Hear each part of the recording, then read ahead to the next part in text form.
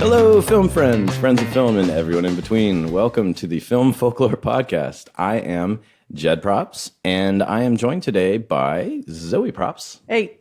Chris AD. Hello. Joe, still via Zoom in an undisclosed location. Hi there. And our wonderful producer, Justin Sound. Hi. I think I can't remember if I said it in the episode or if we were talking in between, but the way y'all respond sometimes makes me think of Hot Fuzz when all the CSI people are gathering evidence, and, and it's just, you think I'd date Jerry? No, I'm with Ted, and he's like, hello. Anyway, all right. So guess what? We are in our part 2. As you remember last week, we were covering Jaws. I hope everyone had a good week. We totally are recording this a week later. And we're back in our legendary lore. I watched it. Super duper. Zoe took the time in between recordings to watch Jaws. I did. Do you want to speak about what you like about it the most? A lot of water, a lot of sharks. I think it's just the one. It's just the one big shark, which I know that. And Now that you've seen it, you know that. Yeah. There's some guys that probably have beard, that do have beards. Yep, yeah. Looking. Yep. And a bikini. And yeah, I watched it. Yeah, it was good. So, Good, Zoe, good. what's Jurassic Park about? A dinosaur. Actually, it's about life finding a way, but you know. Chaos theory, baby. Jaws is about chaos. You know, I saw the movie. Yeah. Hey, guys, I don't have to explain it to you. I saw the movie, all right? Yeah, I saw the movie. It's, Yeah. If you didn't get any meaning out of it when you've seen it, that's on you. if anything, I'm freshest. You guys haven't seen Yeah. them, you know? But I mean, I- really, everything you said was amazingly accurate. Yeah. Yeah, It was. There was a bikini. You really don't need to watch the film. Yeah. Just you could do like a storyteller, fireside Jaws chat and just walk us just what you just did. And It was probably the tannest that Richard Dreyfuss has ever been in his whole life. I would say. Right. You know, Roy Schneider was always kind of tan. Yeah. Shaw it was hard to tell because he was either drunk and giving the illusion of tan, where he's really just reddish. you know, just red face. Roy Scheider is one of those guys where he when he was born, he probably looked 52 years old. Yeah. That's like, Everybody in the 70s, man. Yeah. Everybody. Yeah. Like, this Totally. guy's 27. The fuck he Yeah. is, man. You I'm a freshman in college. You look like a wallet. Yeah. That's hilarious. I have no segue from that. That was my we, takeaway. We were talking about the ocean aspect last time, and that's where we're going to pick up. So we were starting to get into why the open water is a bad idea to shoot on. And going into a little bit of the details, sailboats and other vessels in the background, salt water affecting everything, including cameras and, of course, the aforementioned sharks. Bad weather, all of this highlight the daily issues that they were encountering for the majority of the shoot, which was on the water. Do y'all know a little bit about the boat was sinking? Okay, so there's a scene where the boat sinks. well, the orca was actually sinking in real life.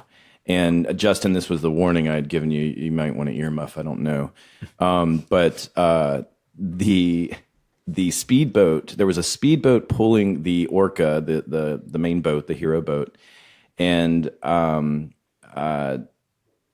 one day, the speedboat went too fast and ripped off some of the planking from the front of the boat, allowing water to rush into the orca and sink the boat in 2 minutes. Crew and actors were on the boat. And I'm going to read a quote here. A problem we had was when a speedboat pulling the orca went too fast and pulled out the planking from the hull. Water rushed in and the boat sank in about 2 minutes. I remember vividly the moment where the actors were yelling, "Send the boats, get us out, send boats." Our sound mixer, John Carter, who shared an Oscar with his team for Jaws, picked up the Nagra recorder, and held it over his head and said, "Fuck the actors, save the sound department." I have this image to this day of John sinking, holding his recorder with water up to his ankles and then to his knees while crews on boats were scrambling to pull everybody off the sinking orca. Months later, he was holding an Oscar in those very hands. And that is Steven Spielberg in an interview with Vanity Fair. That's from the Screen Rant article. Legendary. Do you want to speak a little bit to a Nagra recorder? Is that still used today, or is that? So Nagra is a Swiss company that that built tape recorders, and they became kind of the industry standard for recording sound for film and TV stuff. Are they still around? They are still around, but not in that capacity. They now specialize in hi-fi, high fidelity audio stuff. So they sell like, $20,000 amplifiers and fancy audiophile stuff. That you might find in somebody's mansion or something like that. I actually have a Nagra recorder right there behind me. So that's that's Aren't you fancy? We're recording in a mansion too. Yeah. Well, you might have seen them in props from time to time as well, because we get requests for those and by props people to when they want vintage looking audio equipment. Oh, I mean, very likely. I suck with terms. So I'm always going like, Nagra. I need the metal thingy to dig the food with. And then, Zoe says spoon and we make our Simpsons reference. Yeah. The main thing about it's very, very delicate, and it uses, 2-inch or not 2-inch, quarter-inch tape reels. Okay. And so it's magnets and not meant for on water kind of stuff. Yeah. I mean, well, that's Brutal. actually we touched on it, but we didn't really. That's a good point you bring up, because no one had ever really shot on water. There was no equipment in existence to be water friendly. Today, there's a lot more tactics, techniques, equipment, accessories, and stuff to adapt and do a lot of this stuff. But yeah, you're absolutely right.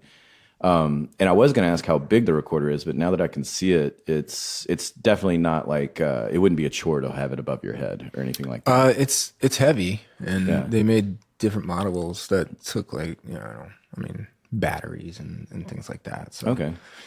I don't know how long he had to hold it over his head. Well, 2 minutes. Well, imagine his feet weren't on the ground either if That's he's not on a a boat. short amount of time. I In bet you ocean. the thing's probably what, like 20 pounds? Probably Yeah. something like that. Yeah, close to it. Yeah. 15, 20. Yeah, kicking your little leggies while holding something up. I got That's big, hard. strong leggies. Okay. No, I don't. I don't know why I said that. Forgive me. You need both strong Sorry. leggies and strong armies to Yeah. hold it. I don't have any of that. Yeah. The thing with Justin, you said like magnets and tape and like nothing was backed up. So like if that guy did go, if that Nagra recorder did go under, like that was all the audio for the day. That was it. yeah. Yeah. Yeah, And the that was- water would have just torn it apart. Yeah. Salt water. Yeah. Wow. Yeah. Wow. Little trivia aside, do y'all know how many Academy Awards Jaws won? Shit. Besides sound being one. 3 for I'm going to sound. say That's it. 14. Editing? You are correct. Editing, sound, Oh, nice. and one other. I'll give you a hint. Special effects. There's an iconic dun, dun, Oh, music, yeah. John Composed Williams. score. John Williams. It's one of his Oscars. Okay. So 2 notes on a piano. right, it's the only thing I can play on a piano. Unless you count that thing where you roll your fist on it and go like, yeah, I can do that. Yeah. Whatever. All right. Anyway, moving on. Actors. All right. So, 3 iconic actors in the movie: Robert Shaw as Quint, Roy Scheider as Brody, and Richard Dreyfuss as Hooper. They began to have a lot of time on their hands as production lagged on, as you can imagine. And in the beginning, by all accounts, the 3 seemed to be a cohesive unit, having their own rehearsals and being a general source of optimism, positivity, because like we talked about, you can imagine everyone was really excited in the beginning for this project. And then as everything started to go awry, that's when the domino effect happens. So after passing the original 55-day shooting schedule with no end in sight, the actors began to get vocal with Spielberg over missed opportunities, general malaise setting in, And for all of the aforementioned reasons, the actors were often sitting around waiting. And should we maybe, Chris or Joe, do you want to talk a little bit about how it normally works with actors waiting and green rooms and trailers and stuff? Gravy, you want to take it? Sure. I mean, it's like, it's funny because like, it's sad because like half of an actor's job is to wait. And like, you know, I mean, in a given day when you're doing like a given shot or setup or whatever, you generally, excuse me, want to bring the actors in like when you're ready. Don't. I'm talking about this day and age. You want to like have them wherever they are, close by or in the trailer. If they're not willing to come to set and kind of wait for that last minute, you get everything ready so that all you have to do is step them in, maybe rehearse the shot with them and their movements, their marks, and make sure camera loves what they're doing and they love what they're doing and director likes it. And then you call last looks and hair and makeup comes in or whatever else needs to step in, props, you guys, or sound fixes a wire. You get all that stuff ready and then you hit the big red button and shoot the shot. But there's always a lot that goes into getting you to that point where you're stepping an actor in front of a camera.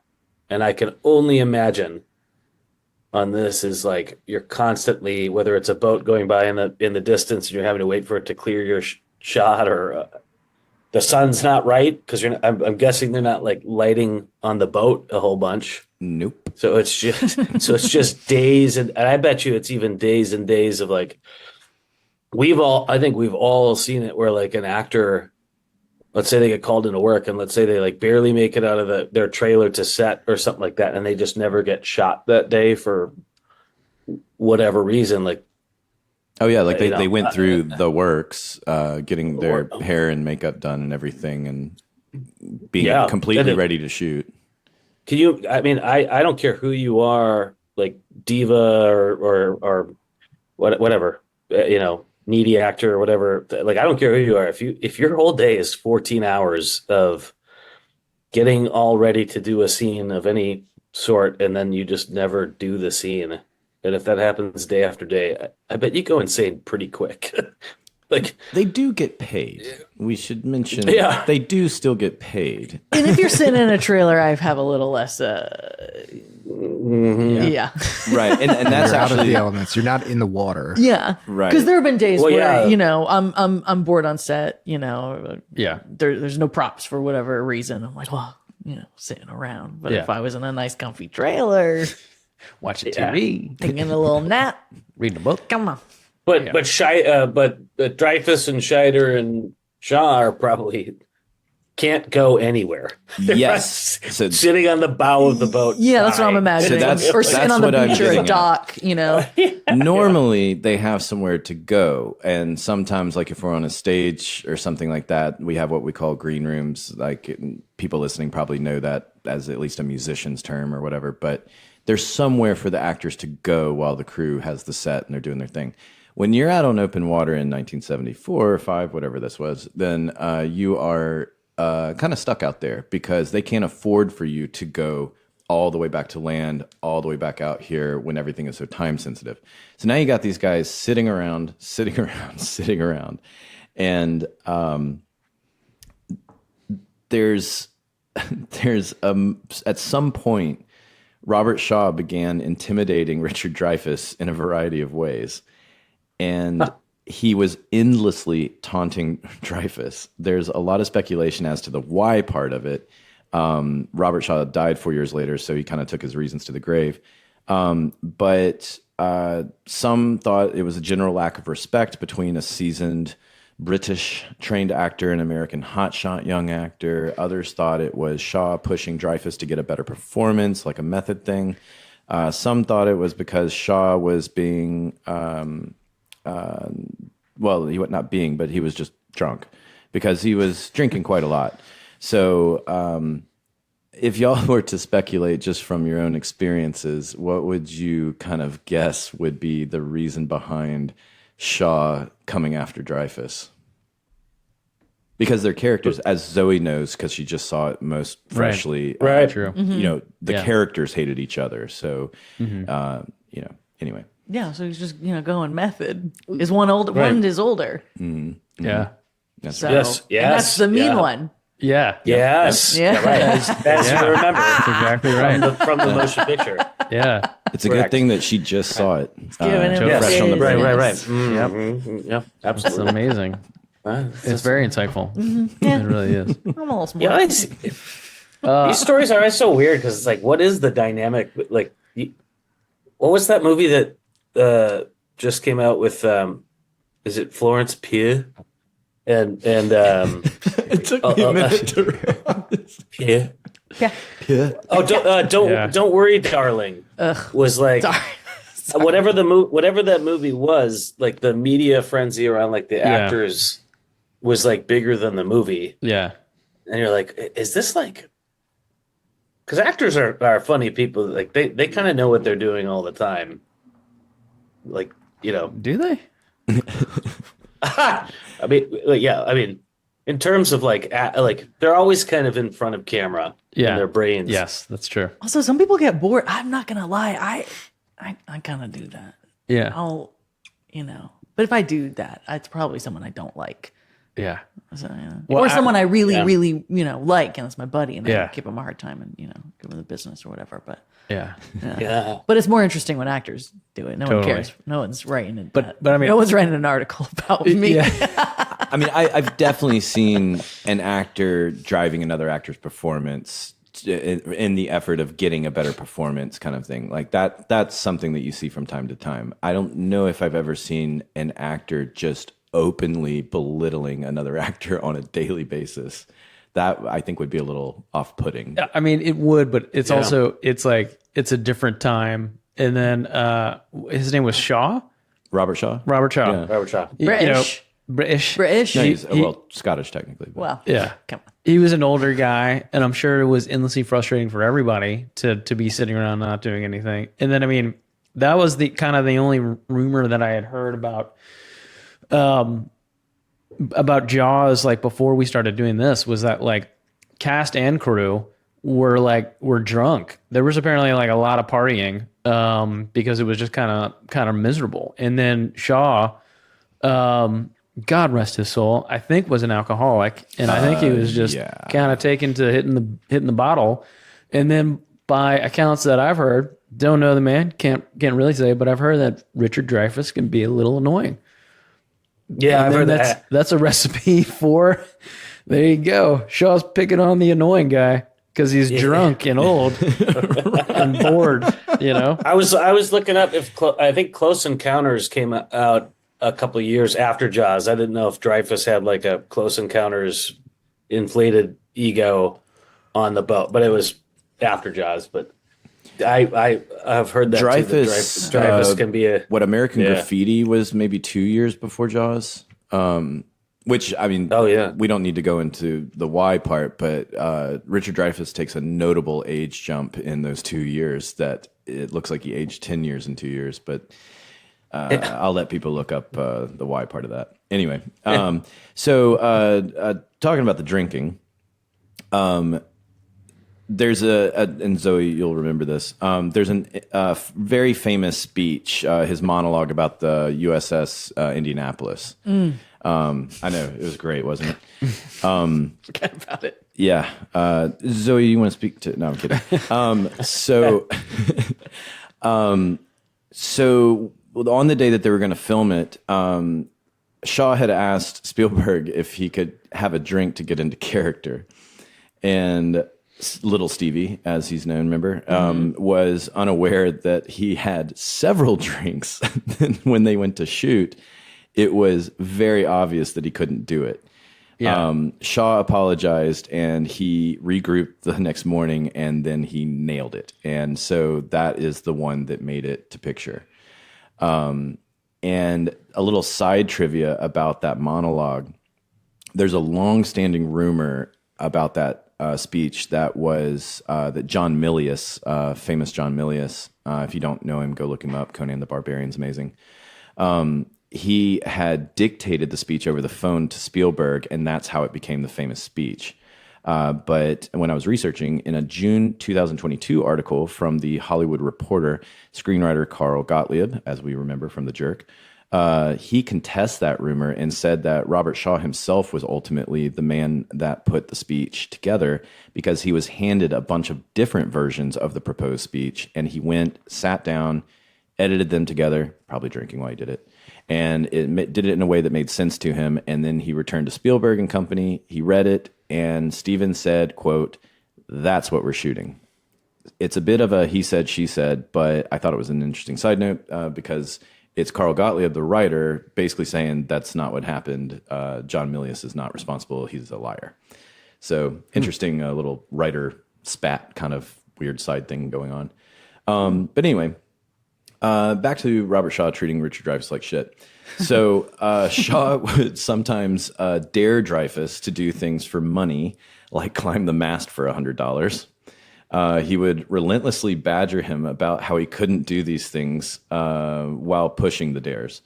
Another subject that came up frequently were discussions about Robert Shaw's income taxes. Apparently, he was having issues with the IRS at the time, and he was flying out of the country on days he had off.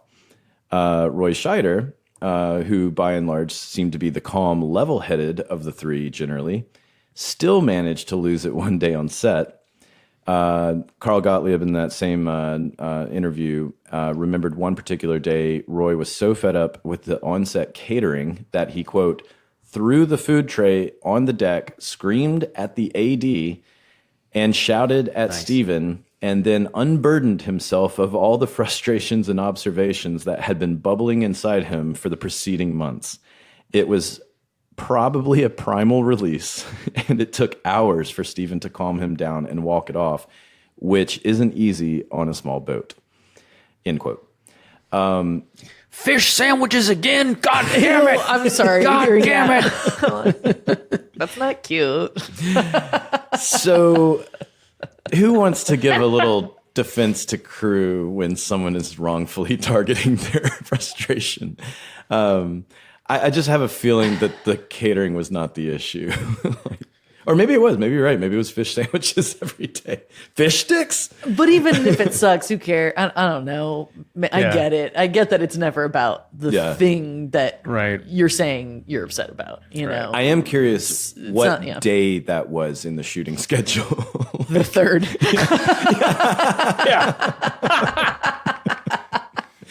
Dude, we haven't even gotten off the beach. Only 52 more days, guys. They hadn't gotten first shot on the second day. God. Yeah. Did anyone work on Apes when it was here? Planet of the Apes? No. Nah, dog. No. Gary Oldman on it had a meltdown one day, and it was just building frustration for several things. But he took it out on the prop, and it wasn't that the prop was the issue; it was other stuff. It was kind of a similar thing, is what it felt like. Is that he was dealing with other stuff, with I think the production and blah blah blah. But there's a scene towards the end where he and Jason, I forgot what that actor's name is.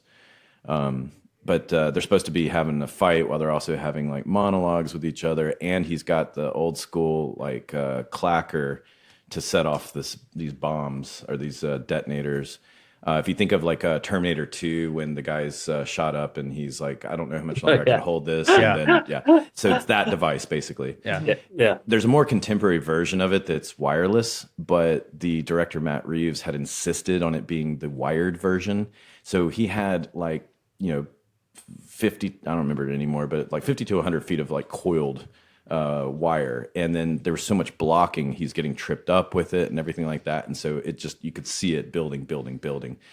And then finally, when he finally just exploded, it was this like, God damn it. Like this, primordial, like, or primal, I guess what I meant to say. But like, when you think of, in The Professional, and it's like everyone, and he's like everyone, like it was that, except he wasn't acting. Yeah. And so he chucks this very expensive prop, and we're all watching it go, no, You not the don't have prop. any multiples. You don't have no multiples of this prop. Of course, Winning throw. it's only a $200 million movie. Why would you have a multiple? Yeah, makes no sense. Yeah, All the money went to the apes. Yep. The real apes, the producers. Anyway, hey, nice. Another good one.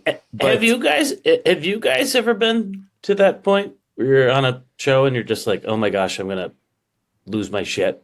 Like it's just Well, that's piling every up show. and piling. I call those Mondays. Yeah, I don't throw stuff though, and yeah, I try not to We definitely yell or like berate anyone. I will say from a prop standpoint, Zoe is very fortunate that most of the older prop masters have like retired and gone away and everything. But I do have PTSD from a lot of prop masters that would trash a truck and then leave you to clean up the mess. And it's all because something wasn't where it was supposed to be. And they would have hissy fits. These are grown men that would have tantrums like a 5-year-old and just trash their own trailer and then basically be like, clean it up, and I grew up in a pretty good household, so that was extra alarming for me. So, bragging over here. well, I felt like it brought me down to everyone else's level, Yeah. I think it's a changing mentality in general. Like we see less tantrums than maybe we used to collectively, but Sure. I don't know. What would y'all say to, like, I can't imagine sound equipment getting tossed around. Like that seems like a terrible idea. I've seen pissed off sound mixers throwing headphones all Oh, over yeah. the place. Yeah. I hate when I see people throw like that's honestly my biggest pet peeve on set. I don't know. Grow up, go into a corner, go cry in the bathroom, man. Yeah. Don't Yeah, right. don't Go throw. cry in a corner. Don't lose throw. your cool. Yeah, don't throw shit. You look like a Like a crazy child. baby idiot. Yeah. Yeah.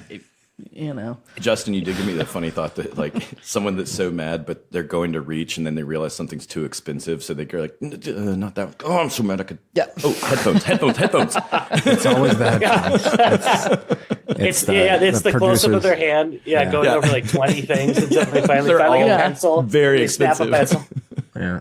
Yeah. Yeah. The headphones definitely I can see because Village even those headphones get abused sometimes. Yeah. And that's, Oh yeah. that's why we Yeah, they don't never make it buy alive. expensive ones for those. Yeah. We Yeah. get really, really cheap ones. Yeah. The cheap. Yeah, makes sense. But yeah, I mean, getting back to Roy and his meltdown. I mean, Tuna meltdown. his all right. So Does it say what day on the shoot he freaked out? no, I was wishing I had that because Yeah. I'd love to know. Are we talking about like you said, day 3? Yeah. But I mean, are we talking about around 55 or are we like past 100 at this point? Because we're probably Frankly, I'm sure it was. I would imagine I'm sure past it was. 100. Probably. Once the realization that you're almost doubling the days and you still don't see the end in sight, I Yeah. could see. And you've been on water for so long, it all tracks. Yeah. Just Totally. take your, go kick rocks or something like that. Don't take it out on the crew. Yeah. Big time. But anyway, so getting on to the next section, the cost and the reward. So the original budget for Jaws was around $4 million, and that is about $23 million today. It ended up costing the production $9 million, which is about $51.5 million today. The shark fuck-ups alone cost an additional $3 million to production, and that's 1975 money, keep in mind. But those fuck-ups are also what forced Spielberg to, quote, suggest the shark a lot, a la Hitchcock. And I wanted to ask you all about this, because later in interviews, he would claim that it was a conscious choice. And even though we'll never know really since, he had little choice, but it seems kind of convenient in hindsight to go, well, we decided to go with a Hitchcockian approach. And it's like, well, you didn't really have a choice, right? Like, you either kept waiting for the sharks or you went with the suggestive approach. I mean, what other option could there have been? Yeah. Yeah. I mean, yeah, it was a choice. But what you're saying is that he didn't decide that beforehand in prep. Right. Yeah. He wanted to have a shark on camera all the time. Yeah, and it was didn't conscious work. when he Well, was and- halfway through. And, And like, again, fuck. we're going to get into it a little bit here in a minute, but again, I mean, because that was not an intended thing, it's again a happy accident and dumb luck. Yeah. Like if this movie had been made the way he originally wanted it, it probably wouldn't be as good of a movie. Yeah. So Seriously, yeah. there's a lot It's- of just insanity with the luck factor is out of control in this movie. It's aggravating how lucky they are. Like you normally, for anyone listening, we do not get this lucky, not even close to this. No. And I mean, it seems like it was just sort of like, especially if it goes on 3 times as long as it should, just because of malaise alone, what you are going to get is not going to be good. And the fact that it was so good. Yeah, performances and everything. I mean, it was good. I actually recently Zoe was there. She watched it with me. She's definitely seen the film. Got the popping corn. Yeah, I rewatched it recently, like a month ago, 2 months ago, or whatever. And I mean, like, it is a good movie. It is a good. It's I was a going to very say good movie. we were talking about the Shaw speech, like that Shaw monologue is like the scariest part of the movie, and that has Yeah. nothing to do with anything that's going on. The guy's just telling the story, and it's like the scariest. Totally. It's like we're not even seeing a shark. He's just talking about sharks. Yeah. It's like, oh Which my God. which is why you get that guy to do that part. And then also, like, Yeah. he looks drunk when he is doing that. oh, he's got glassy eyes. Totally. Yeah, the whole A time. seaman should always look drunk. I would Yeah. agree. yeah, right. I would agree, which is why I want to work on boats and be drunk all the time. I had heard, and I guess it's not true, but I had heard that Dreyfus and he were drunk during that. But hell, man, maybe they all had a kind of a buzz when they're on the Orca. Maybe they just all had a buzz. I mean, it's gotten a lot more under control than certainly at this time period, but there is still occasions where actors ask us props to like give them a little liquid courage or something because they want to be a little methody. At least that's what they claim. I mean, the fact that they have DT shakes and stuff, I think they just want to control their anyway. No, but and we do our best to oblige, but there's obviously like a limit. I did an indie where it was the last, no pun intended, shot of the night, but they wanted to do shots of real alcohol in the scene, like all the actors that were in the scene, and they did like 7 takes or something like that, and it was becoming obvious that one of the actors in the group apparently should not be drinking. And then it After was like, 7 takes, no one was like, "All right, 2 shots. I'm good. Give well, me the." everyone else was still I don't know. well, because some people were like movie sipping. They weren't like trying to really do it, but there was Sure. one actor that was really going to town every time. Yeah. And I was starting to go like, ew, this isn't what I Yeah, thought that's was not gonna. good. And when they rapped, they were a hot mess. And then come to find out, they're one of those people with like a chemical imbalance that shouldn't drink and all this kind of stuff. And you're going like, oh, well, that was lovely. At least it was the end of the night. It was towards the end of the shoot. Right. So, nothing bad happened. But I think right there, that's a testament to why we don't do it, because it's not safe for all kinds of reasons. But Totally. 74, sure. I mean, Yeah. I think there's still cocaine going around from craft service at this time. Also, boat drunk is different than land drunk. That's I'm true. just saying. That is true. That's very true. Yeah. You're not really drunk on the boat until you get on That's land. exactly right. Yeah. So, Well, you're already wobbling, Yeah. whether you're sitting or standing. So, yeah, it doesn't matter. You're Yeah. completely Counterbalance. sober. Oh, I've been boat drunk. Yeah, It's fun. it's different. It is. And you're like, I am completely fine and normal. and then you step off while and you're like, at holy shit. sea, while you're at sea, absolutely, you're a pirate, man. Yeah. It's like you were born to it, and then you just get back on shore and you're just an alcoholic. Yeah. Have you Face all seen plant. that TV show Boat Drunk? No. No. No. The hell are 'cause you it doesn't talking about? exist. Oh, okay. All right. So anyway, Too bad. So now that let's see, I'm trying to find my place again. Oh yeah, okay. So let's see.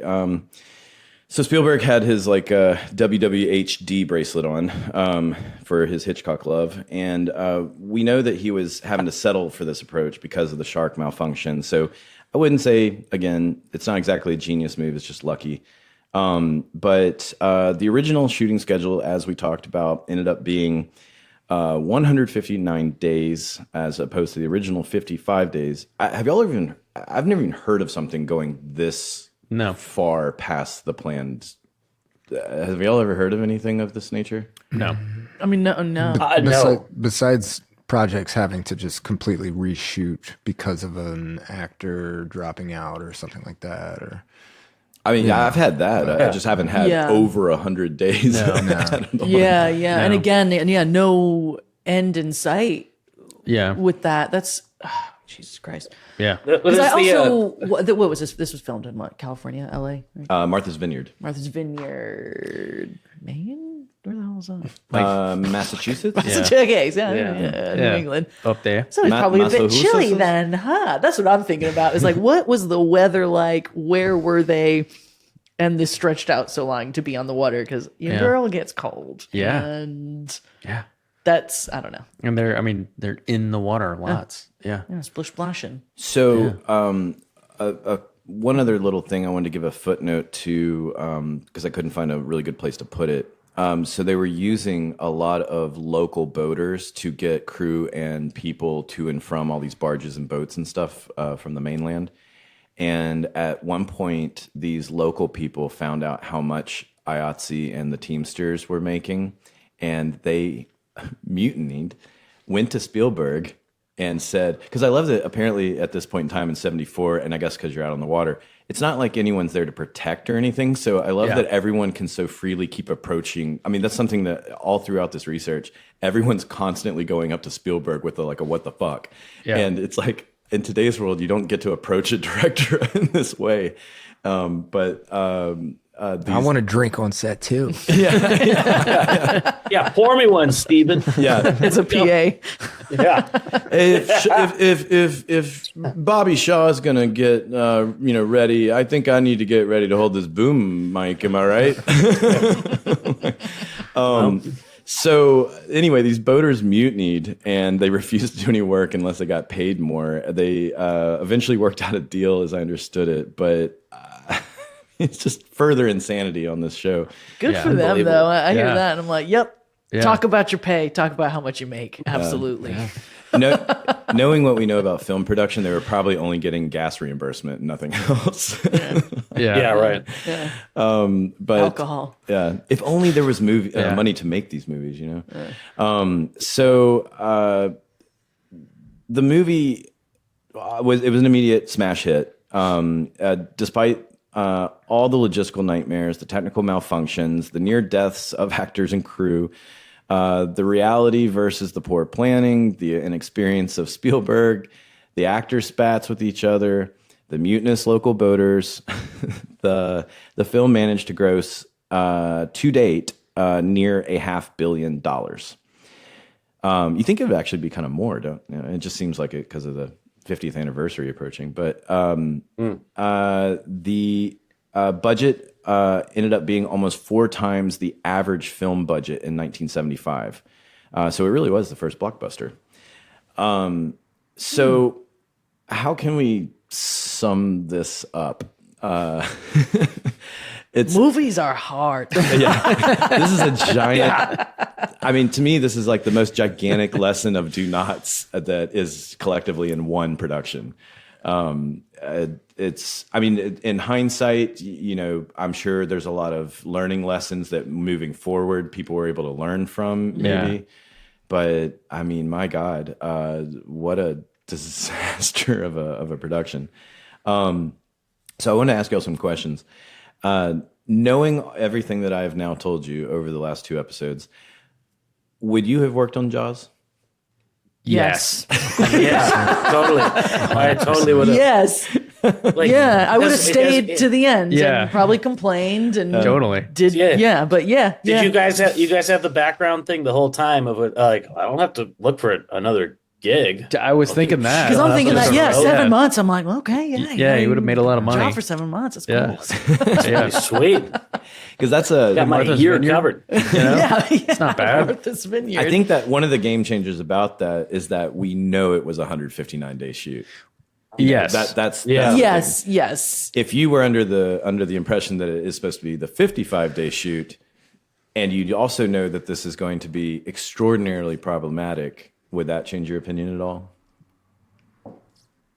I mean, look, they, I- they probably didn't know it was going to be as bad as it was, but you have to think that it's not going to be easy when you're filming on the open ocean, and it was going to be hard. Yeah. I think you have to expect some problems. That's But- kind of the thing. Like, I mean, have you guys all stepped into a show before knowing this is going to be a shit show? I was told this was Yes. going to be a shit show, Yes. Yeah. and you still said yes, and you still did it. And I call those Randall Emmett Yeah. movies. Yeah. So, Yeah. and I So, can yeah, say I that would- because there's a documentary about him now on Hulu. Y'all should check it out. yeah, I'm imagining, 1974 Zoe.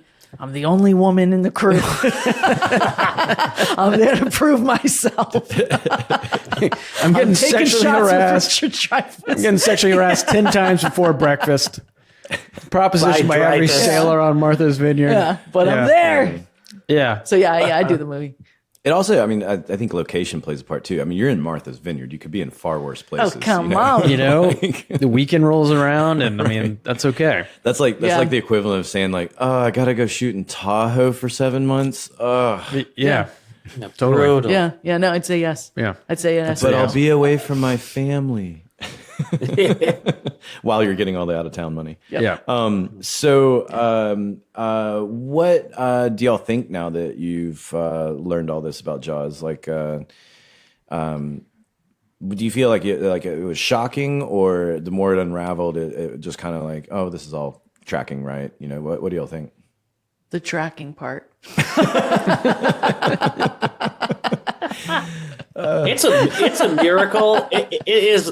Who said it a minute ago? Like, it's a miracle that a movie gets made. Period. This is like Yeah. a million miracles. Yeah. Well, lined up and the in career a row. launching of it, I mean, is the other part too. I mean, like this is what put Spielberg on the map. And this Yeah. also made these producers a lot of money, and a lot of people got a lot of harumphs and elevations because of a project like this. Yeah.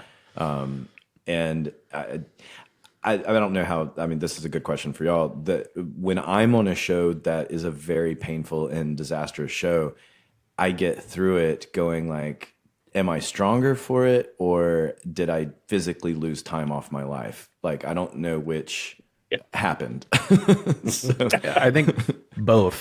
and then Yeah. if the project ends up doing well, you're almost upset because no one will ever know that something as crazy as like the Jaws here ever happened. Instead, they're like, what an amazing movie and what a triumphant, you know, it's like, did you know what happened? How do y'all usually feel if you're coming off a show like that?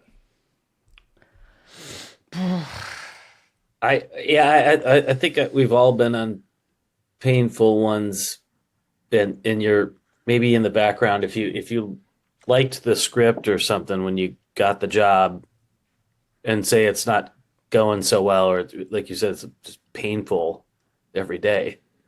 There's a little bit in that background where you're kind of hoping it'll be good, at least. So it's like Something you- salvageable.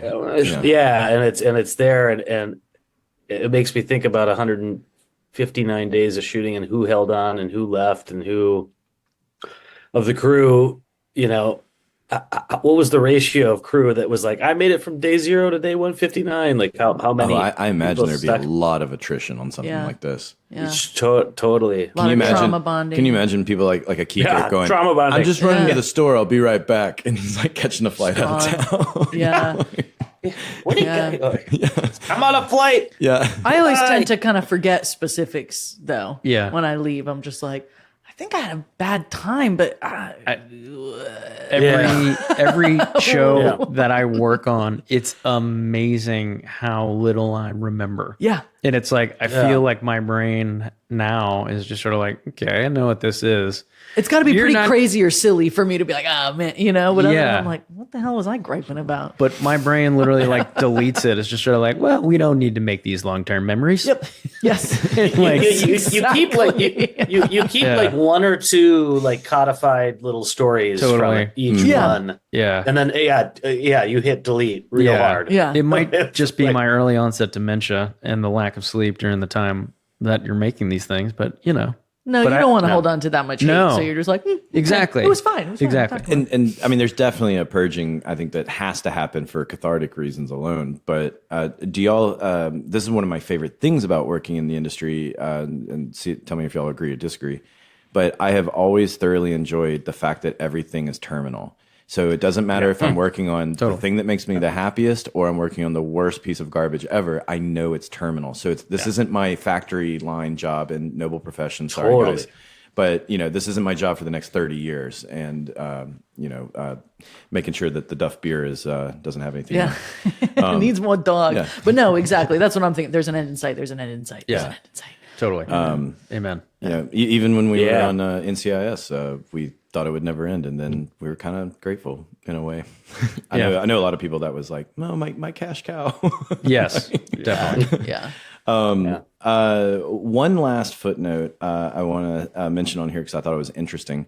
Robert Shaw's son, Ian, wrote a play that has been having a lot of success about the making of Jaws and the infamous actor spats behind the scenes. And the play is called The Shark is Broken.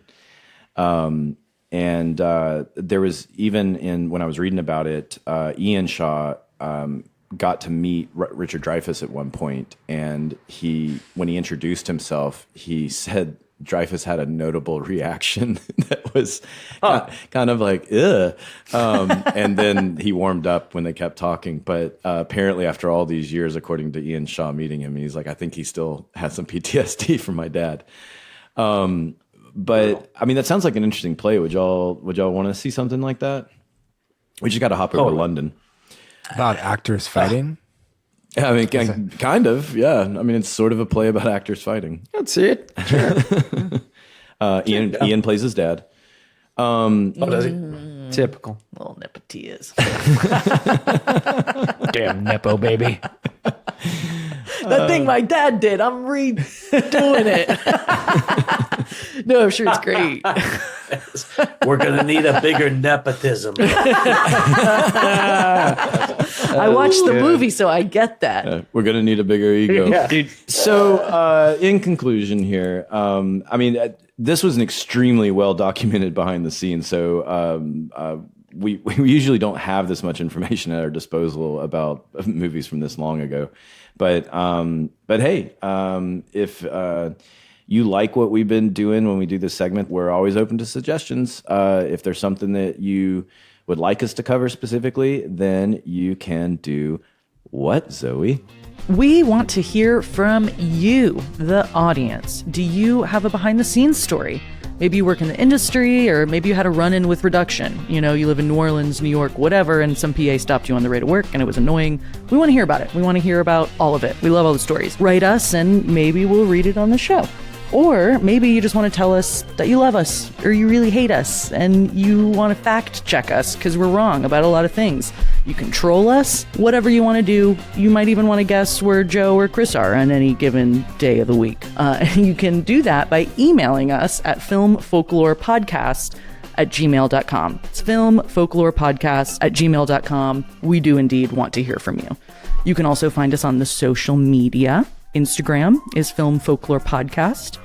Facebook group is Film Folklore. Twitter, X, whatever you want to call it, @The Film Folk. And don't forget to subscribe, rate, and review us. We really want to hear from you. It's very important to us. Again, we work in the entertainment business, so we need a lot of validation. We're very pathetic, sad people, and we really want to be reviewed. We want to know your honest opinion. It means a lot to us because you guys mean a lot to us. And for any of you that really like us and have some change burning holes in your pockets and just any money at all, like a credit card, we set up a donation with PayPal and Patreon. Links are in the show notes of this episode and our website. Money helps us do more fun things, and we want to entertain you.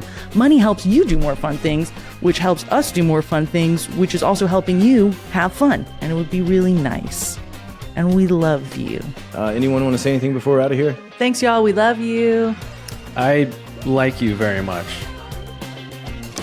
Now you make my scene. Thank you.